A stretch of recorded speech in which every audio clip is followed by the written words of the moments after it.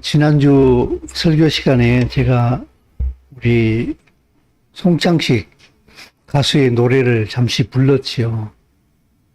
예배 끝난 다음에 어떤 분이 저한테 그게 송창식의 왜 불러? 라는 노래라고 저한테 이제 그걸 가르쳐 주셨는데,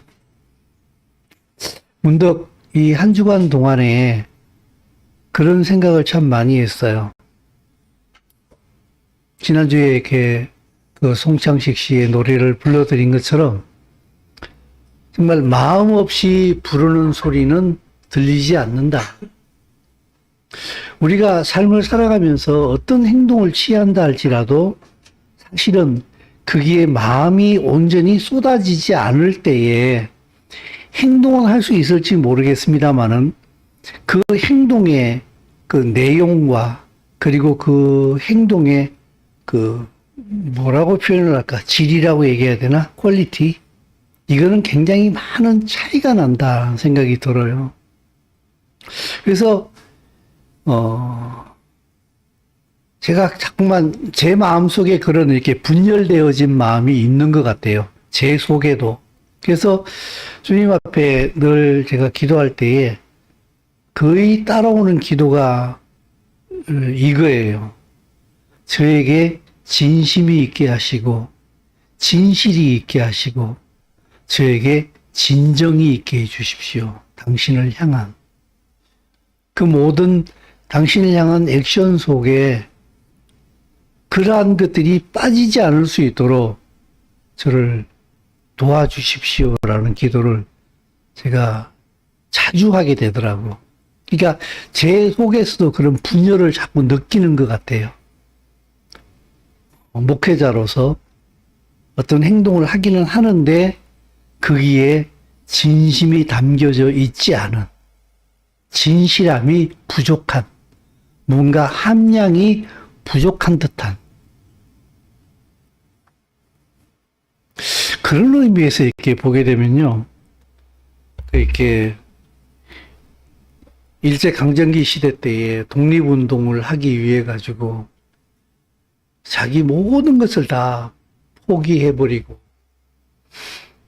감옥에서 나라를 위하여 순국하기도 하고 죽기까지도 어떤 그 자기 민족을 가슴에 품고 나라를 품고 그렇게 전심으로 달려갔던 그 사람들이 되게 존경스러워요.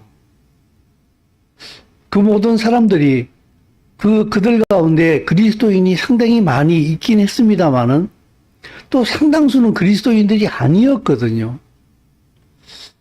그들이 오직 육적으로 자기 민족과 나라를 사랑하는 가운데 어떻게 저렇게 전심일 수 있었을까? 목숨까지 걸 수 있을 정도의 어떻게 저들은 저렇게 전심일 수 있었을까 하는 그들을 바라보면서 이렇게 부러움이 좀 생길 때도 좀 있어요. 우리나라 헌법에서 보게 되면은 대한민국은 민주공화국이다 하는 우리나라의 헌법 전문 제1조 1항에 나와 있잖아요. 그 헌법의 1조 1항이 우리나라 대한민국의 헌법을 모든 것을 정의하는 그 안에 정신이 바로 헌법의 1조 1항인 거예요. 그건 법은 아니에요. 법은 아닌데 대한민국의 모든 법을 정의하는 스피릿이에요. 그게 빠져버리고 나게 되면은 법은 어떻게 보게 되면은 정신이 없는, 영혼이 없는 법이 되어버리는 거예요.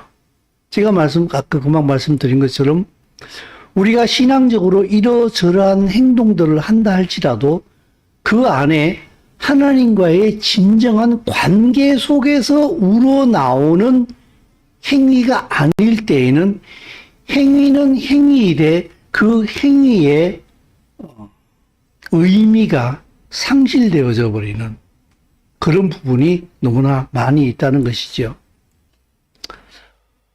오늘 우리 함께 나누게 될 이 토라에 보게 되면은 하나님께서 이스라엘 백성들에게 율법을 주십니다. 율법을 주시는데 그 율법의 첫 번째 계명이 보게 되면은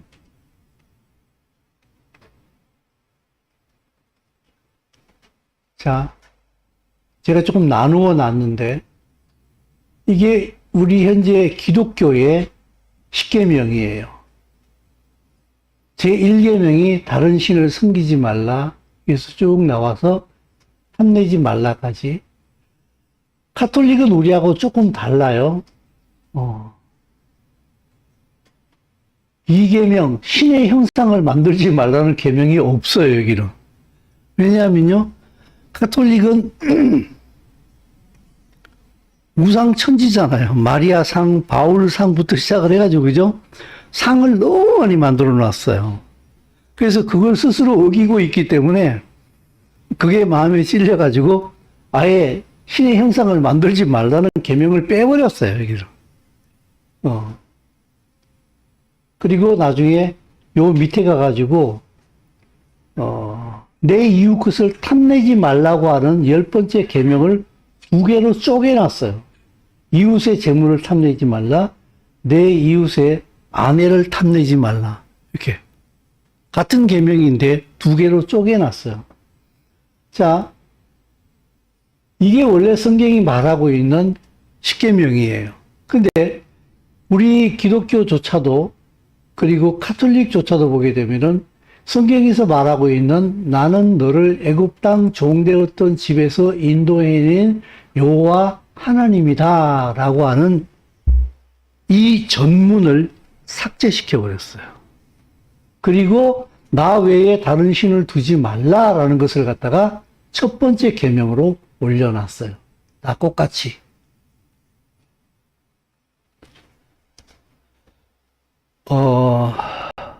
왜 이렇게 했는지는 잘 모르겠습니다만은 금방 제가 헌법을 얘기했잖아요. 그죠?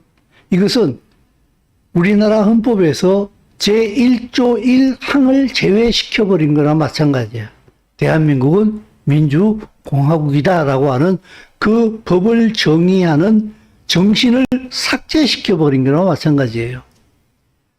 나는 너를 애굽 땅 종되었던 집에서 인도해낸 여호와 하나님이기 때문에 이스라엘과 구체적으로 그들을 애굽의 노예살이를 하던 그들을 애굽 땅에서 불러내어서 그들에게 자유를 주고 그들과 언약을 가지고 그들에게 하나님의 나라를 건설하기 위하여서 가나안 땅을 약속으로 주시고 그걸 실천에 옮기신 하나님이기 때문에 그 이스라엘과 구체적인 관계가 있기 때문에 나 외에 다른 신을 두지 말라.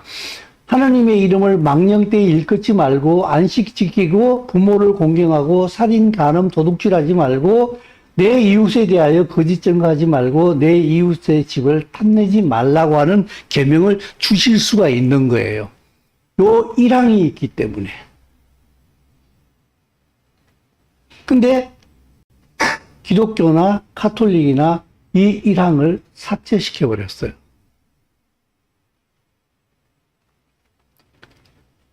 그걸 삭제시켜도 다른 데서 이런 의미는 충분히 찾아올 수 있지 않겠습니까? 얘기할 수 있겠습니다만은 그렇지는 않은 것 같아요. 이 법을 규정시키는 스피릿을 삭제시키면 안 되는 거예요. 그래서 우리가 잘 아는 대로 예수님께서도 그것을 규정해 주신 것처럼 1계명에서부터 4계명까지는 하나님과의 관계를 얘기하고 있어요. 너희를 인도에는 여호와 하나님이기 때문에 다른 신을 섬기면 안 된다. 우상도 만들지 말아라. 내 이름을 망령되이 일컫지 말고 안식일을 기억하여 거룩하게 지키라. 요 4계명까지가 하나님 사랑에 대한 얘기를 해요.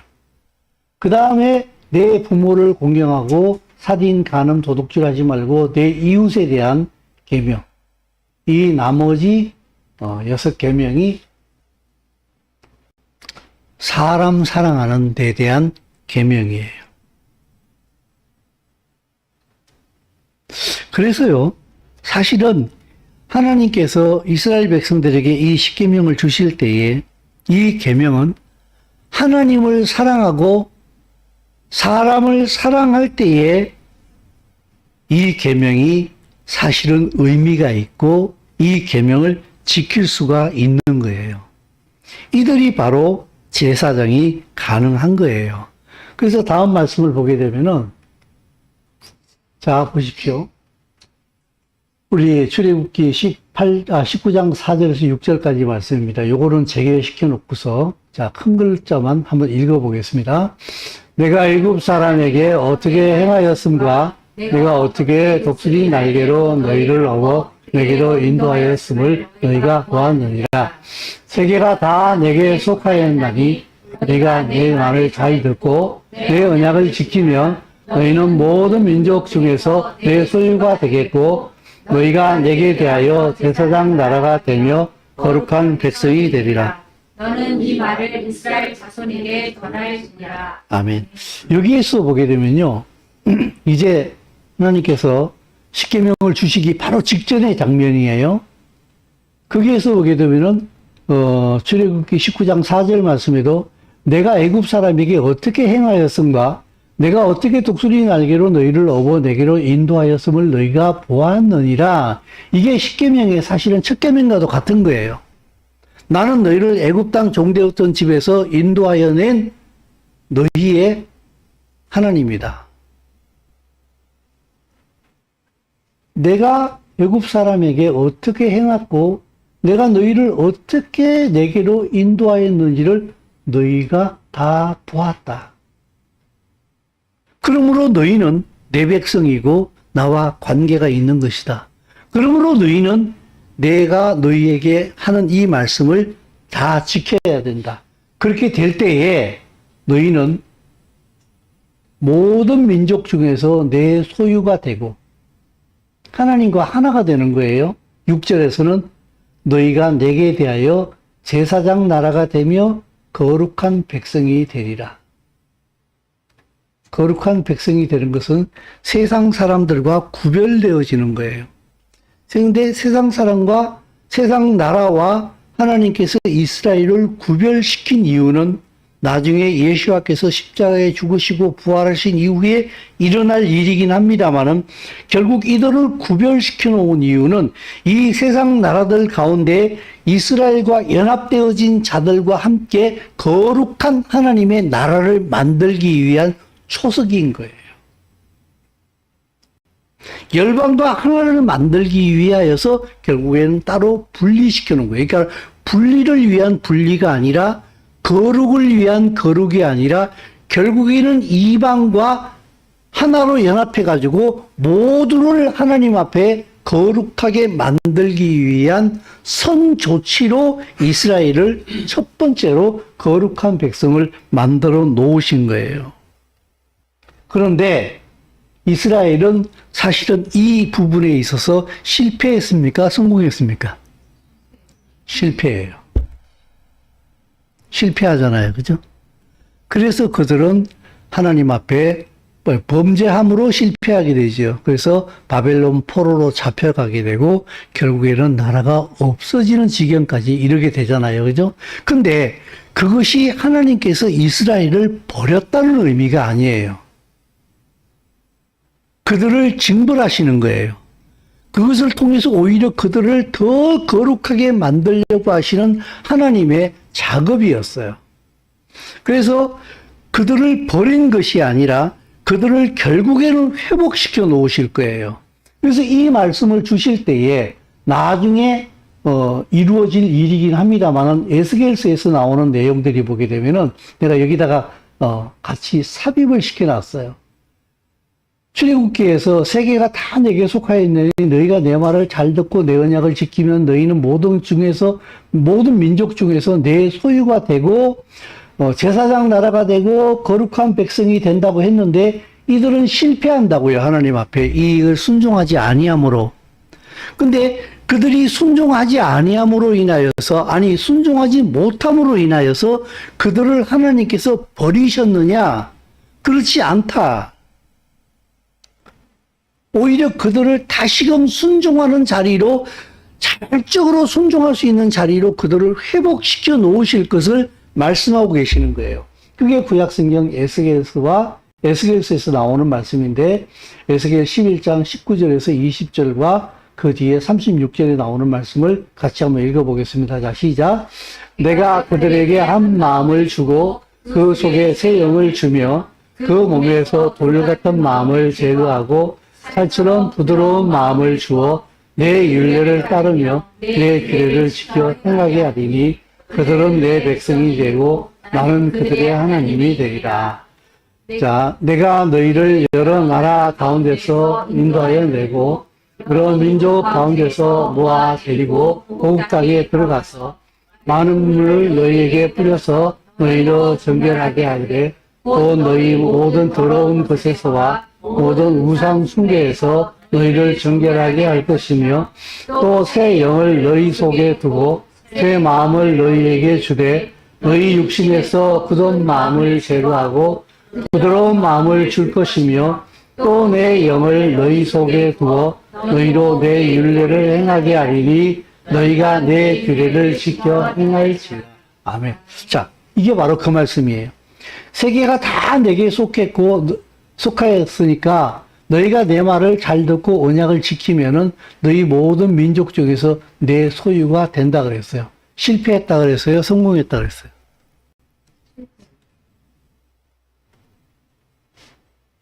실패했죠. 그죠? 하나님께서 어떻게 하시겠다고 얘기해요? 내가 그들에게 한 마음을 주고, 에스겔서입니다. 그 속에 새 영을 주며 그 몸에서 돌 같은 마음을 제거하고 살 같은 부드러운 마음을 주어서 내 율례를 따르며 내 규례를 지켜 행하게 한다. 그래서 그들이 내 백성이 되고 나는 그들의 하나님이 되리라. 너희는 모든 민족 중에서 내 소유가 된다라고 하는 이 출애굽기 19장 5절의 말씀이 에스겔서에서 말씀하신 것처럼 그들에게 성령이 임하게 될 때에 그것이 가능해지게 된다. 난 그것을 꼭 회복시키고 말 것이다 라고 하는 하나님의 의지요 예언의 말씀인 거예요. 자, 이 밑에 말씀도 분명히 같은 얘기예요. 이것이 바로 오늘날 이 시대를 살아가는 예수와께서 십자가에 죽으시고 부활하시고 그로 인하여서 성령이 이 땅에 오심으로 말미암아 그 성령의 은혜 가운데 살고 있는 사람들이 바로 지금 출애굽기 19장 4절에서 6절에서 말씀하고 있는 대로 바로 하나님의 언약 가운데 하나님의 소유가 되어가지고 이 세상에 대하여서 제사장 나라가 되고 거룩한 백성이 되어진 사람들이 바로 이 땅에 지금 살고 있는 원주민들인 거예요. 그래서 우리에게 굉장한 큰 사명이 있어요. 우리의 삶을 통하여서 사실은 예수와께서 빌립과 대화를 할 때 빌립이 예수와에게 그런 질문을 하잖아요. 주님, 하나님 보여주세요. 그러니까 예수님께서 말씀하시기를 너희가 나와 함께 이렇게 오랫동안 같이 있었으면서 아직까지도 그걸 모르겠느냐. 나를 본 자는 하나님을 봤다. 이렇게 얘기하시거든요. 하나님의 보이는 형상이 예수와예요. 하나님은 영이세요. 보이지 않아요. 그러나 모든 사람이 하나님을 본 사람이 없어요. 그러나 하나님께서 독생하신 아들을 통하여서 자기를 이 땅에 보여주신 거예요. 그래서 예수와는 바로 하나님을 보여주시는 분이에요. 그러면은 이 예수와를 지금 이 땅에 보여주는 사람들이 누구냐? 바로 원주민들인 거예요. 우리는 이 땅에 예수와를 보여주는 사람들이에요. 우리와 성령 안에서 하나님의 말씀을 따라가는 순종하는 삶을 살아갈 때에 우리의 삶을 통하여서 예수와가 이 땅에 선포되어지게 되는 거예요. 그런 의미에서 이렇게 보게 되면요. 우리는 소망과 그리고 자책이라고 표현을 해야 되나? 이걸 어떻게 표현해야 되나? 책임감이라고 표현을 해야 되나? 우리는 자꾸 지난번에 말씀드린 것처럼 세상이 어둡다 이런 얘기를 많이 하잖아요. 세상이 어두운 이유는 딱 하나예요. 빛이 없기 때문에 그런 거예요. 그러면은 과연 그리스도인들이 이 땅에 예수와를 보여주는 삶을 살고 있는가? 그렇지 못하기 때문에 세상이 어두운 거예요. 그런 의미에서 우리가 참 많은 책임감을 느껴야 된다 이렇게 생각을 하는데, 우리가 주의 말씀에 순종하는 삶을 살아갈 때에 우리의 발걸음 자체가 바로 예수와 그리스도의 발걸음이 되는 거예요. 그래서 내가 하나님 말씀에 순종한다 이렇게 할 때는 나를 부르신 분이 누구인가 하는 그것이 내 순종하는 삶에 그대로 나타나게 되는 거예요. 사도 바울이 말씀하신 것처럼 너희가 누구에게 순종하든지 간에, 그 너희가 성령 안에서 말씀에 순종하든지 육신을 따라서 육신의 소욕에 순종하든지 간에 이 순종하는 것을 통하여서 너희의 정체성이 나타나게 된다라고 얘기하잖아요. 네가 어디에 순종하고 있느냐 지금. 심지어 바울은 그런 얘기까지 하거든요. 너희들이 예전에 죄에 빠져 있을 때에는 의에 대하여서 자유하였느니라 그랬어요. 내가 하나님을 모를 때는요, 약간의 양심의 가책이 있었을 뿐이지 내 양심만 나와 타협하고 무마시켜 버리게 되면은 다른 사람이 모르면 끝나는 거예요. 의를 행한다? 행하고 싶으면 너나 행해. 나는 나의 필요에 의해 가지고 살아갈 거야. 그렇죠. 죄인은요, 의에 대하여서 자유로워요. 하든지 말든지. 나는 내 뜻대로 살아가면 되는 거예요. 그러나 거듭나게 되면 어떻게 돼요? 진짜로 거듭나게 되면 이제는 예전과 완전히 달라져 버려요. 자, 극이한 예를 한번 들어보겠는데 사사기서를 한번 보도록 하겠습니다. 자, 기드온이 처음으로 하나님의 사자를 만나는 장면인데 사사기 6장 7절에서 10절까지 말씀입니다. 같이 한번 읽어봅니다. 이스라엘 자손이 미디안으로 말미암아 여호와께 부르짖었으므로 여호와께서 이스라엘 자손에게 한 선지자를 보내시니 그가 그들에게 이르되 여호와께서 이같이 말씀하시기를 이스라엘이 내가 너희를 애굽에서 인도하였느냐 너희를 그 종 되었던 집에서 나오게 하여 애굽 사람의 손과 너희를 학대하는 모든 자의 손에서 너희를 건져내고 그들을 떠내서 쫓아내고 그 땅을 너희에게 주었으며 내가 또 너희들에게 이르기를 나는 너희의 하나님 여호와이니 너희가 거주하는 아모리 사람의 땅의 신들을 두려워하지 말라 하였으나 너희가 내 목소리를 듣지 아니하였느냐 하셨다 하니라. 아멘. 자, 이제 이게 기드온이 하나님을 만나기 바로 직전에 이스라엘 백성들이 미디안에게 핍박을 받음으로 말미암아 하나님께 부르짖게 되는데 살려달라고 이름이 나오지 않아요. 한 선지자가 이스라엘 백성들에게 와가지고 너희들이 미디안에게 지금 고난받는 이유가 바로 이 때문이다라고 얘기하는 장면이 나와요. 바로 이 장면인데 그 다음에 이제 기드온이 하나님을 만나게 되는데 위대한 용사요. 그러니까 내가 무슨 위대한 용사입니까? 막 이러면서 이제 기드온이 처음 하나님의 사자와 만나는 장면이 나오게 되는데 바로 그 전 장면, 이름 없는 한 선지자가 이스라엘 백성들에게 그들이 미디안에게 고난받는 이유를 정확하게 얘기를 해주고 있어요. 여호와께서 이스라엘 자손에게 한 선지자를 보내가지고 말씀하시기를, 십계명과 똑같은 구조예요. 하나님이 누구인가를 지금 얘기해주고 있어요. 먼저 요까지만 읽겠습니다. 1번 요거 빨간 글자로 써놓은 1번을 읽어봅니다. 이스라엘의 하나님 내가 너희를 애굽에서 인도하여 내며 너희를 그 종되었던 집에서 나오게 하며 애굽 사람의 손과 너희를 합계하는 모든 자의 손에서 너희를 건져냈다는 거예요. 이게 누구예요? 이게 여호와 하나님의 내용이에요. 하나님은 하나님인데 여호와 하나님은요, 좀 다른 의미를 가져요.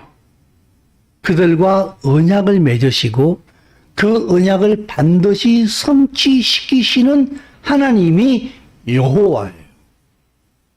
그래서 여호와는 자기 백성과 언약을 제외시킨 상태에서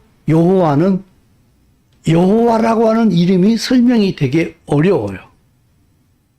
그래서 하나님께서 모세에게 나타날 때 보게 되면은 모세에게 나타나서 말씀하시기를 내가 아브라함과 이삭과 야곱에게는 전능의 하나님으로 나타났다.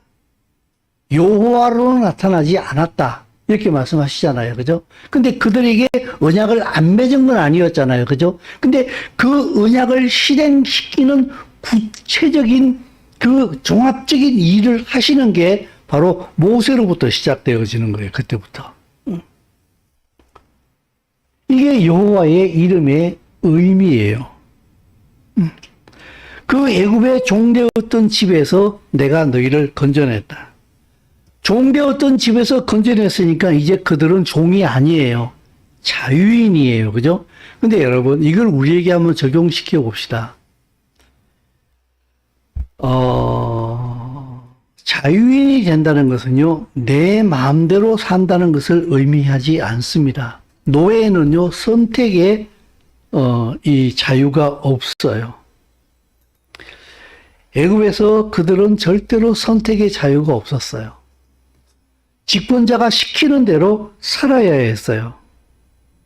그런데 그들을 애굽에서 불러내셔가지고 하나님께서 그들에게 주신 자유는 무엇인가 하게 되면요, 네 마음대로 해도 좋다라고는 의미가 아니에요. 오히려 자유는 내 마음대로 할 수 있느냐, 누구에게 종속되어져 있느냐라고 하는 의미도 있는데, 하나님께서 우리에게 주신 자유는 오히려 그거보다 다른 의미인 것 같아요. 무슨 말인가 하면은 참 가치를 선택할 수 있는 자유예요. 거짓 자유는요, 내 마음대로 하는 거예요. 근데 사람은 이것을 자유라고 생각을 해요. 내 마음대로 한다는 얘기는 무슨 말인가 하게 되면요, 내 육신의 뜻대로, 내 생각대로, 내 하고 싶은 대로 한다는 거예요. 그건 자유가 아니에요. 신앙 안에서. 그건 방종이에요. 근데 그거는요, 많은 사람들이 그걸 자유라고 생각을 하는데, 그걸 또 인권이라고 또 얘기를 해요. 지금 그게 다 거짓말이에요. 그러면 그것은 방종으로 그냥 끝나요. 네 마음대로 사는 거예요. 네 마음대로 살다가 하나님의 법 앞에 섰을 때에는 그 네 마음대로 살아간 그 거짓 자유의 대가를 치러야 돼요. 내 마음대로 살아가는 것은요, 거의 하나님 앞에 가치가 없는 거예요. 그것은 세상은 자유라 이렇게 명명해놓고 그걸 인권이라 권리라 이렇게 얘기를 하는데, 하나님을 떠나서는 그건 방종이요, 결국에는 심판의 대상밖에 되지 않아요.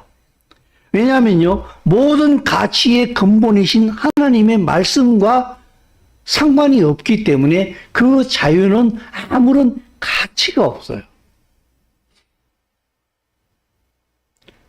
참 자유는요, 하나님의 뜻대로 살아가는 거예요. 순종하는 삶을 사는 거예요. 하나님과의 관계가 있기 때문에 그것은 영속적인 가치가 있는 거예요. 보십시오. 내 마음대로 살잖아요. 그러면 내가 죽으면 그걸로 끝인 거예요. 그거 정말 끝나면 오히려 좋겠어요. 근데 끝이 안 나잖아요. 인간은요, 죄인으로 죽든지 의인으로 죽든지 간에 영원한 삶을 살게 돼요. 사는 장소가 달라요. 지옥에서 살 거냐, 하나님과 같이 살 거냐, 이것이 차이가 나는 거예요.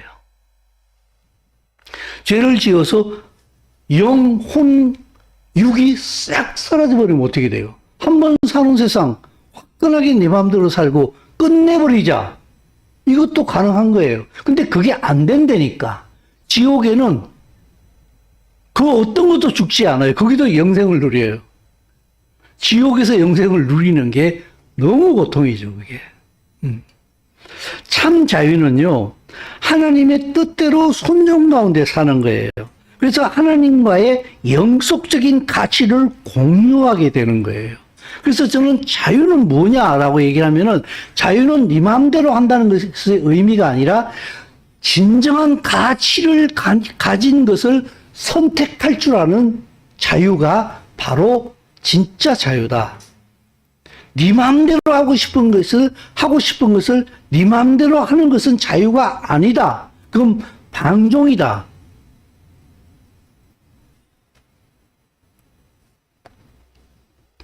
이스라엘 백성들이 애굽에서 노동하며 살았습니다.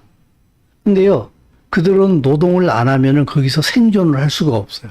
살기 위해서 노동한 거예요. 노예의 삶일 뿐이에요, 그들은.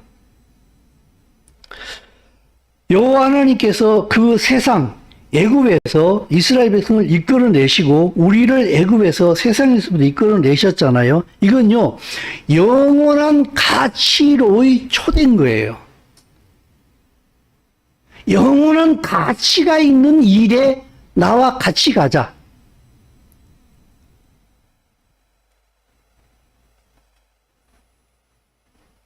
하나님의 나라, 그리고 언약으로 하나님의 나라를 회복시키려고 하는 그 일의 동력자로 부르시는 거예요. 그래서 영광이 있는 거예요. 노예하고는 일을 못하는 거예요. 그래서 하나님께서 그들을 애굽에서 불러내셔가지고 자유인을 만들어 놓으신 거예요. 그래서 내가 이 일을 할 거야 라고 말씀하시는 거예요. 이 일에 같이 가자고 얘기하는 거예요. 그래서 예수께서 나중에 제자들에게 뭐라고 얘기를 해요? 너희는 내 친구라. 이렇게 얘기하잖아요. 노예가 아닌 거예요. 자유인으로서 영원한 가치를 함께 추구하자. 그러면은 그 나라가 완성이 되어질 때에 그 나라의 영광을 같이 누리게 되는 거예요. 그래서 우리가 오늘 이제 여러분에게 나누어 드린 그 이번 주 파라샤 그 이트로 마지막 부분에 그 브릿 하다샤 부분에 마태복음 얘기가 나와요. 거기에 보게 되면은, 그날에 보게 되면은 많은 민족들이 와가지고 아브라함과 이삭과 야곱과 함께 앉아서 심판하게 될 것이다.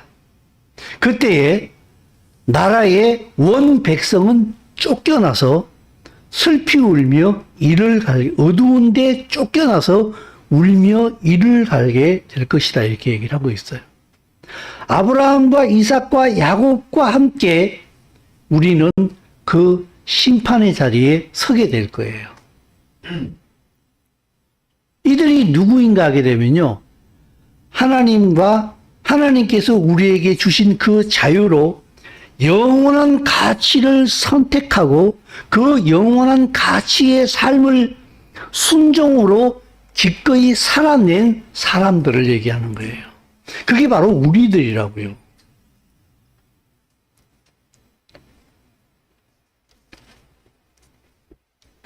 그들에게 그래서 하나님께서 계명을 주십니다. 자, 십계명이 지켜지게 되면요, 그거는 하나님의 나라예요. 그게 하나님의 나라 법이에요. 근데 그 하나님의 나라의 법을 두려움은 못 지켜요. 보세요. 먼저 만나 얘기를 한번 해볼게요. 이스라엘 백성들에게 광야로 나왔을 때 하나님께서 그들이 먹을 것이 없다고 막 불평했잖아요. 그죠? 우리 줄여 죽는다고, 이제 굶어 죽는다고 난리를 치잖아요. 그때 하나님께서 모세에게 말씀하시기를 내가 만나를 주겠다. 그래서 만나가 내려오잖아. 근데 그 만나를 대하는 이스라엘 백성들의 태도를 한번 보세요. 자, 같이 읽습니다. 이스라엘 자손이 보고 그것이 무엇인지 알지 못하여 서로 이르되 이것이 무엇이냐 하니 모세가 그들에게 이르되 이는 여호와께서 너희에게 주어 먹게 하신 양식이라. 여호와께서 이같이 명령하시기를 각 사람은 먹을 만큼만 이것을 거둘지니 또 너희 사람의 수요대로 한 오멜씩 거두되 각 사람이 그의 장막에 있는 자들을 위하여 거둘지니라 하셨느니라.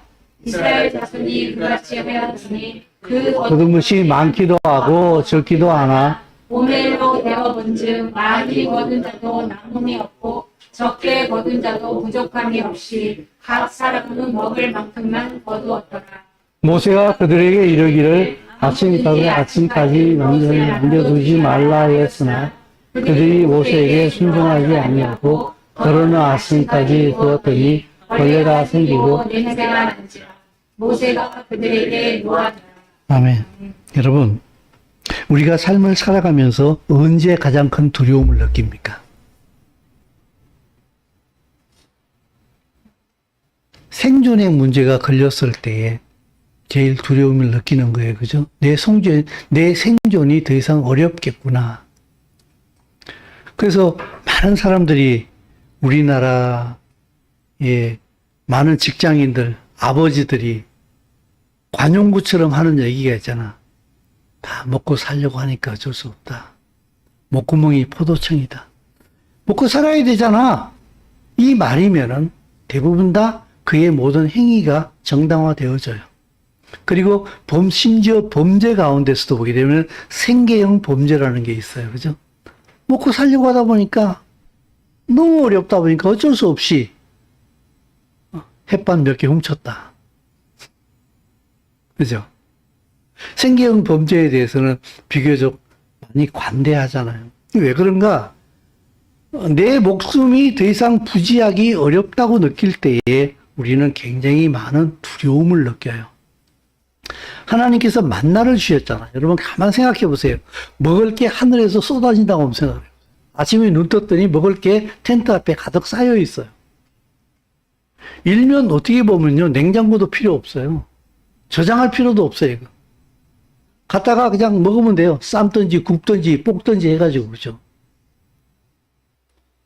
받아들이기에 따라서 굉장히 틀린 것 같아요. 일용할 양식밖에 안 주셨잖아요. 그죠? 근데 그 일용할 양식 하늘에서 쏟아져요.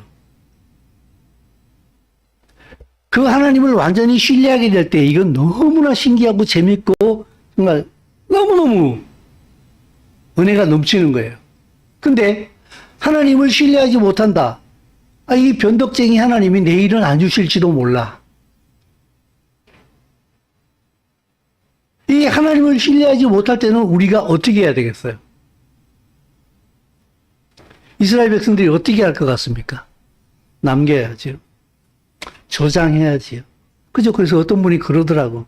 만약에 우리 대한민국 백성이 광야에 갔으면 만나가지고 장조림 담그고 박소금 쳐가지고 저장하고 난리가 났을 거라고. 이미 일리가 있는 것 같아요. 그런 의미에서 제가 예전에 냉장고가 죄입니다라고 얘기를 한 거예요. 냉장고가 왜 죄야, 씨. 결국엔 오래 보관하려고 하는 거거든요. 오래 보관하는 게 나쁘다는 얘기가 아니에요. 그 밑바닥 기저에 그게 깔려 있다는 거예요. 두려움이. 내 욕심이 깔려 있다는 거예요. 그 안에. 만나가 왔을 때에 그 만나를 보면서 기적의 현장에 있으면서 그들은 불신을 저지릅니다. 남기지 말라 했는데 남깁니다. 저장합니다. 하나님을 신뢰하지. 이 기적같이 내리는 만나를 보면서도 그들은 자기 생각에 빠져 있어요. 그래서 여러분, 하나님께 순종하지 못하는 가장 큰 이유 중에 하나가 무엇인가 하게 되면요. 어디 갔어? 두려움 때문에. 두려움 때문에요. 두려움이란 얘기는요, 결국 내 생각의 체계에 빠진다는 거예요. 내 경험에 빠진다는 거예요. 내가 지금까지 살아왔던 그 모든 것으로 판단할 때에 이건 무서워요. 이게 무서운 상황이야. 두려움은요, 하나님을 하나님으로 섬기지 못하게 해요. 이게요, 어디까지 연결되어지는가 하게 되면요, 나중에 이 말라기서에까지 연결이 되어져요. 말라기 3장 7절에서 10절까지 우리가 11조를 얘기할 때 자주 등장하는 말씀이에요. 같이 읽습니다. 만군의 여호와가 이르노라 너희가 조상들의 발로부터 너희가 나의 규례를 떠나 지키지 아니하였도다. 그런즉 내게로 돌아오라. 그리하면 나도 너희에게로 돌아가리라. 너희가 이들을 어떻게 하여 돌아가니까 하는도다. 사람이 어찌 하나님의 것을 도둑질하겠느냐. 그러나 너희는 하나님의 것을 도둑질하고도 말하기를 우리가 어떻게 주의 것을 도둑질하였나이까 하는도다. 이는 곧 11조와 봉헌물이라. 너희고 온 나라가 나의 것을 도둑질하였으므로 너희가 저주를 받았느니라. 만군의 여호와가 이르노라. 너희의 온전한 11조를 창고에 들어 나의 집에 양식이 있게 하고 그것으로 나를 실험하며 내가 하늘 문을 열고 너희에게 목을 쌓을 곳이 없도록 붙지 아니하나 보라. 이 말라기서에서 하나님께서 11조의 말씀을 선지자를 통해서 전할 때에 이때는 영적인 암흑기였어요. 바벨론 포로에서 돌아와 가지고 경제적으로도 완전히 피폐해져 있는 상태고, 그리고 하나님과의 관계인 영적인 상태도 완전히 피폐해져 있는 상태였어요. 그들은 그야말로 아침 먹고 점심을 걱정해야 되는 그런 아주 극심한 빈곤 가운데 시달리고 있었어요. 그래서 먹고 사는 문제가 정말 심각한 문제였어요, 이들이요. 근데 그때에 하나님께서 이 말라기를 통해서 무슨 말씀을 전하는가 하게 되면은 너희들이 하나님의 집이 비가 새고 완전히 누추한데 너희들은 너희 집은 완벽하게 잘도 깨끗하게 지어놓고서 너희들은 잘도 사는구나 그 안에서. 근데 하나님의 집을 봐라. 비도 새고 다 허물어지지 않았느냐. 그리고 또 한 가지 지적하는 것이 바로 이 11조 문제를 지적합니다.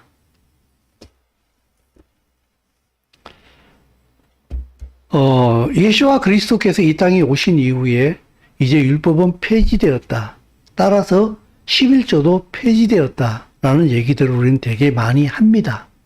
저도 거기에 동의하는 사람입니다. 그러나 그 11조의 정신은 폐지되지 않았습니다. 예수와께서도 분명히 말씀하시기를 율법의 1.1획도 없어지지 않는다. 내가 율법을 폐하러 온 것이 아니라 율법을 완성시키러 왔다는 거예요. 그 율법을 지키라는, 문자적으로 지키라는 의미보다도 성령 안에서 그 율법의 정신을 그대로 가지고 살아가는 거예요. 그게 성령이 임한 사람의 자세인 거예요. 그게 바로 사랑이에요. 제가 아까 설교 서두에 말씀을 드렸잖아요. 마음 없이 부르는 소리는 들린다, 안 들린다?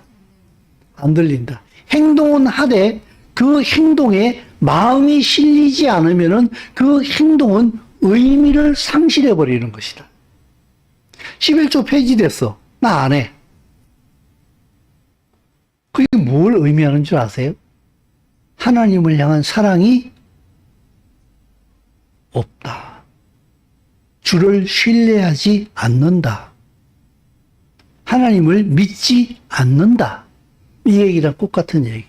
그래서 저는 사실은요, 어저께 저녁에 설교 준비를 하면서 이 끝에 가가지고 난 11조 얘기가 나올 거라는 것은 나도 예상을 못했어요. 말씀을 이렇게 계속해서 이렇게 쭉 스케치를 하면서 나가는데 그게 방향이 이쪽으로 가더라고. 이게 왜 11조가 여기서 왜 나와야 되지? 라고 저도 조금 당황했어요. 근데 결국에는요, 이 11조의 의미가 무엇인 줄 아십니까, 여러분? 나는 너의 마음을 내가 가지고 싶다는 뜻이에요. 나는 너희의 관심을 내가 가지고 싶다. 11조는 돈을 하나님 앞에 냈느냐 안 냈느냐의 문제가 아니라, 그것도 물론 포함이 됩니다마는 구체적으로 그 이상이에요. 자기 백성 성도와 함께 하나님께서 마음을 주고받고, 이 자기 백성이 하나님을 의지하고 이 자기 백성이 하나님을 신뢰하는 이 믿음 가운데 하나님께서 이들에게 그 하나님의 복을 내리기를 원하는 이 릴레이션십, 이 관계를 가지기를 원하는 것 중에 하나가 바로 11조라는 거예요. 이 말라기스가 선포되어질 때에 이스라엘 백성들이 하나님께 대하여서 관심이 있었느냐 없었느냐? 없다. 그 관심이 없는 것이 바로 하나님의 성전이 비가 새고 허물어지더라도 내버려 두고 있었다. 하나님께 관심이 없었다, 그들은. 그걸 지금 얘기하고 있는 거예요.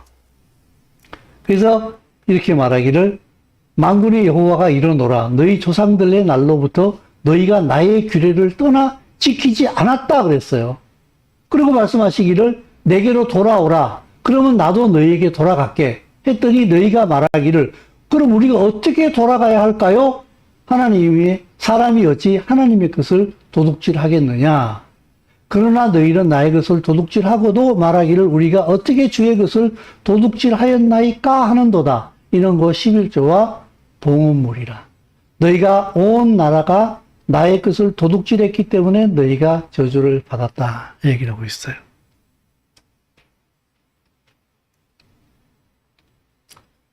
만군의 여호와가 이르노라, 너희가 온전한 11조, 콜, 완전한 11조. 그래서 제가 이 말씀을 준비하려고 하다 보니까, 내가 예전에 유튜브를 이렇게 보다가 설교 제목이 워낙에 도발적인 게 하나 있어가지고 제가 캡처를 해놓은 게 있거든요. 이 11조 얘기 나오는데 어저께 설교 다 준비 끝난 게 한 새벽 2시쯤 됐어요. 들을 수가 없었어요, 그 설교를. 이분이 11조에 대해서 뭐라고 얘기를 하나 싶어서. 그래서 오늘 아침에 교회에 와가지고 제가 책상 앞에 앉아가지고 그분이 11조로 설교하는 걸 다시 이렇게 좀 틀어놓고 한참을 내가 들었어요. 들었는데, 제 예상을 완전히 빗나갔어요.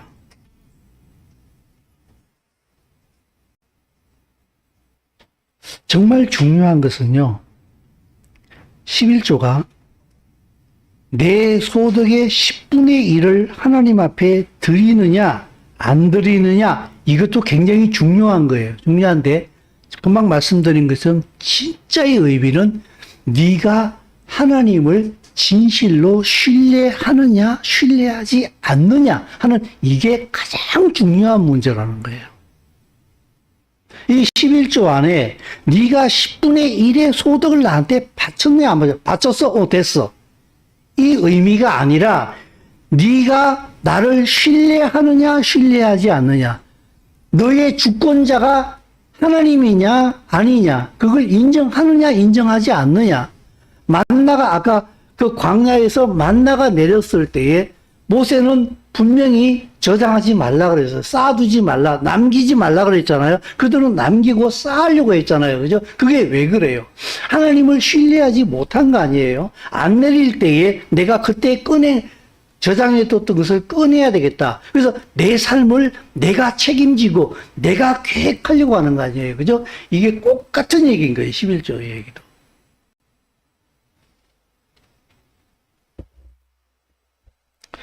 이 말씀의 의미는요, 돈의 문제가 아니라, 그 이상의 문제예요. 백성의 마음을 완전히 가지기를 원하신 하나님의 애타는 마음이다. 난 너희하고 관계를 가지고 싶어.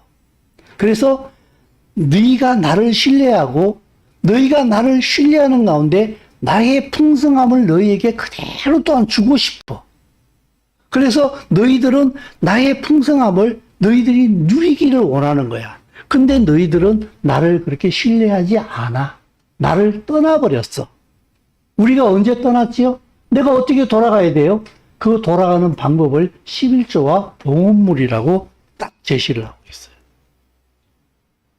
여러분, 신앙생활이 소원해지게 되면 가장 먼저 드러나는 게 뭘까요? 두려워져요. 마음의 평강이 깨지면서. 하나님을 신뢰하고 살아갈 때에 우리 마음속에 든든함이 있잖아요. 그죠?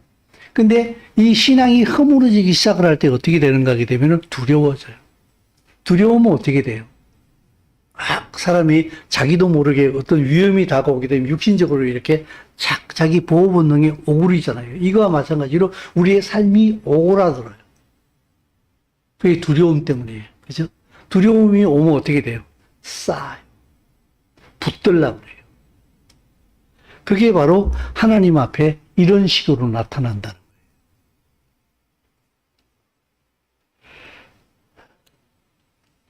이 십계명 안에 하나님 사랑, 사람 사랑이 같이 녹아져 있어요. 보십시오. 여기에 보게 되면은 10절에, 말라기 3장 10절에 만군의 여호와가 이르노라. 너희의 온전한 11조를 창고에 들여 나의 집에 양식이 있게 하라 그랬어요. 나의 집이 어디예요? 하나님의 나라 성전이에요. 그죠? 이때 당시 말라기서에 치게 되면은 나의 집에 양식이 있게 하라 그랬어요. 궁핍한 가운데에서도 11조를 들여서 하나님의 성전에 드려요. 여기 묘한 릴레이션십이 관계가 있어요, 지금. 너희의 온전한 11조를 창고에 들여 나의 집에 양식이 있게 하라 그랬어요. 그죠? 그것으로 나를 시험하여 내가 하늘 문을 열고 너희에게 복을 쌓을 곳이 없도록 붙지 아니하나 보라 하고 얘기했어요. 자, 믿음으로 드렸어요. 그죠? 그랬더니 하나님께서 채우시는 거예요. 이 믿음 앞에 하나님이 반응하시는 거예요. 그래서 이 관계를 풍성하게 풀어나가시는 거예요. 이 말라기가 하나님의 말씀을 선포하게 될 때에 이스라엘 백성들은 굉장히 극심한 기근이라기보다는 가난함에 시달리고 있었어요. 그러나 그들이 그래서 그들은 너무 가난해. 너무 먹기 살기 힘들어. 그러니까 내 삶에 집중할 수밖에 없어, 지금. 이렇게 하는데 하나님께서는 아니야. 그때도 내게 집중해. 왜? 나는 너희들을 충분히 광야에서 만나를 주고 나는 너희들을 풍요하게 만들어줄 수 있는 하나님이야.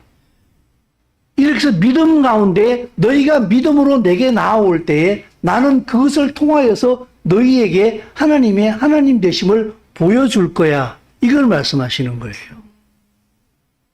저는 21조 안에 이런 하나님께서 자기 백성과 이 관계를 가지기를 원하시는 이 하나님의 간절한 마음이 숨어 있는 것을 저는 처음 봤어요.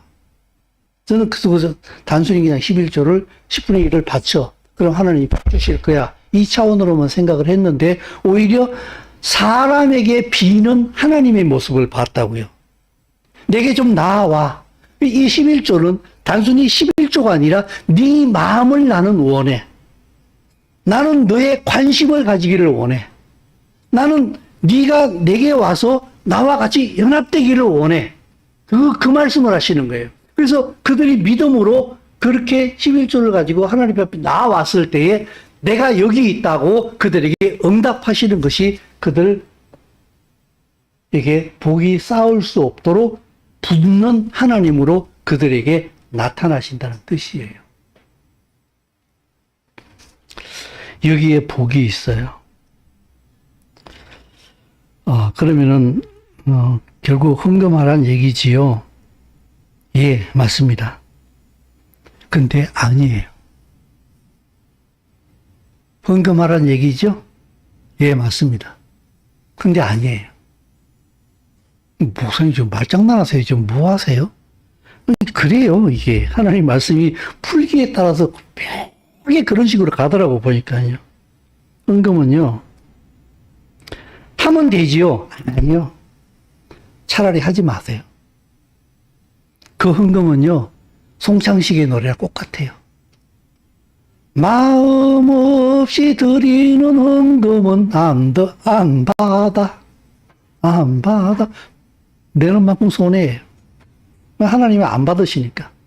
그건 호목사가 받는 거예요. 그럼 어떡하라고요?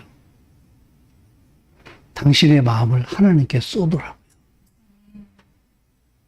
100원을 내든지, 10,000원을 내든지, 얼마를 내든지 간에 거기에 하나님을 향한 당신의 마음을 실어라고요. 하나님은 그걸 원하시는 거예요. 거기에 하나님께서 하나님 되심을 내가 너에게 보여주겠다. 그래서 제가 이렇게 책상 앞에 앉아서 그걸 한참 이렇게 묵상을 하고 있는데, 그럼 주님, 그 헌금이 마중물이에요? 그래서 또 그렇게 질문을 했어요. 그럼 마중물이 뭔지 아시죠? 그죠? 마중물? 그럼 결국에는 그 주고받, 뭐야, 돈 놓고 돈 먹게 하겠다는 그런 얘기밖에 안 되는지 않아? 저는 그게 마중물로 표현을 해야 될까요, 그걸? 그런데 그 개념이 없지 않아요. 그것이라고 딱 부러지게는 못하는데 그것의 개념이 없지가 않아요. 내가 주를 향하여서 믿음으로 응답할 때에, 반응할 때에 주님은 내 그 믿음의 주를 따라서 주의 주되심을 우리의 삶에 부으시더라고요. 사랑하는 성도 여러분, 저는 지금 이 설교의 말미에 11조 얘기를 했습니다마는 11조는 돈의 얘기를 얘기하고 있는 것이 아닙니다. 그 얘기가 아니라 네 마음이 지금 어디로 가고 있느냐? 너냐? 하나님이냐? 그 얘기를 하고 있는 거예요. 하나님께서 이스라엘 백성에게 법을 주시잖아요. 오늘 파라샤에서 이틀로 이 내용이 십계명을 주시잖아요. 그 계명을 주시는 이유가 뭐예요? 내게 속하라는 거예요. 네가 나에게 속하라는 거예요. 그래서 나는 너희들과 함께 관계를 가지고 싶다는 거예요. 이 마지막으로 주는 이 11조도 마찬가지예요. 네 마음을 내게로 가져왔으면 좋겠다. 나는 네 삶이 나와 연결되어지기를 원한다. 그래서 만나를 주실 때도 똑같이 말씀하셨거든요. 너희들이 내 계명을 지키나 지키지 아니하나 내가 시험하겠다 그랬거든요. 근데 그들은 여지없이 만나를 보면서 저장하고 남겼잖아요. 하나님을 신뢰하지 못했잖아요. 그죠? 오늘날 이 시대를 살아가는 우리도 꼭 마찬가지예요. 하나님 앞에 11조를 못 드린다? 봉헌을 못한다? 자꾸 내게로 오그라드는 삶을 살 수밖에 없는 거예요. 두려움 가운데. 주님께서 이렇게 말씀하시는 거예요. 나는 여호와 네 하나님이다. 이 말은 무슨 말인가 하게 되면 내가 너희에게 자유를 주었다. 애굽에 종되었던 이스라엘 백성들에게는 오늘 이 시대에는 이 세상에서 내가 너희를 여호와의 피로 불러내서 너희에게 자유를 주었다. 자유를 줬다는 얘기는 무슨 말이에요? 제가 아까 그렇게 설명했잖아요. 진정한 가치를 선택할 줄 아는 자유라고 얘기했어요. 하나님을 선택할 줄 아는 자유다. 그게.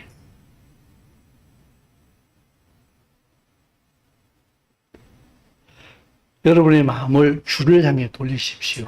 그래서 우리 조상들이 광야에서 하나님을 신뢰하지 못해서 두려움 가운데 만나를 비축할 수밖에 없었던 그 어리석음.